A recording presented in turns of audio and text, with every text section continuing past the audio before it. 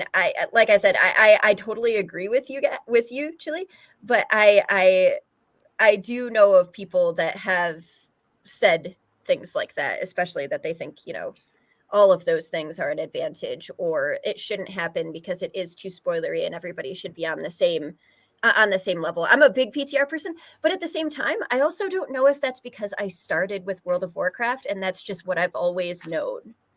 And I feel like I can say that about a lot of things where I'm like, yeah, I'm definitely for this, or I don't know why you guys don't do this, add-ons, things like that.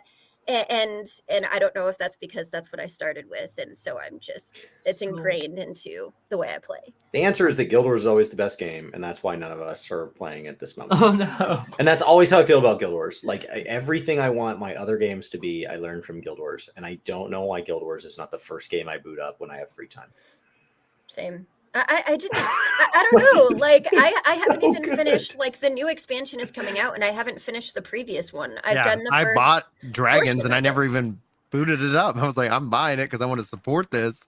And then life gets, as you're well aware, we talked in the pre-show, like, but man, having kids changes your game time. But like in Helldive, it's not that you haven't had time. Right. But that's the other thing too, is talking about like re-going through everything for 14 is I'm like, yeah, I like the beginning of things. I'm doing a trial. I'm seeing if the game is still right for me. I'm doing every single thing that I didn't get the chance to do with my first, playthrough. But I'm doing that instead of the current stuff in Guild Wars 2. Yep. Which is very strange. Sorry, I didn't cut you off, Brian. I would say nostalgia helps with that. I know that sounds weird because in the fact it's still an active game, but you've got 10 years of history with that franchise with Final Fantasy 14 versus Guild Wars where you don't have that. And you also have the nostalgia of the Final Fantasy franchise, which you don't have with Guild Wars. Like, I know that sounds weird to say for an MMO that's still active and getting updates that nostalgia will affect it, but it totally could. Like, it's also not like with the nostalgia factor kind of, and I don't know exactly like what we're okay with talking about, so I'll kind of sum it up very, very briefly.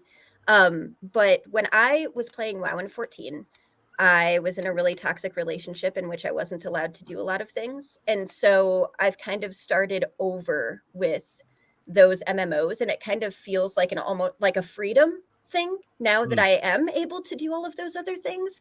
And I didn't have that experience with Guild Wars 2. I was at a really good place in my life. I'm still at a really good place in my life. And so with Guild Wars 2, it's like, I'll get back to it when I get to it. But with WoW in 14, it's like, I want to do all of it again because it almost seems like like my experience previously was almost like tainted. Like I didn't get out of it what I could have. And so it just feels completely different. Like it feels fresh. It feels new.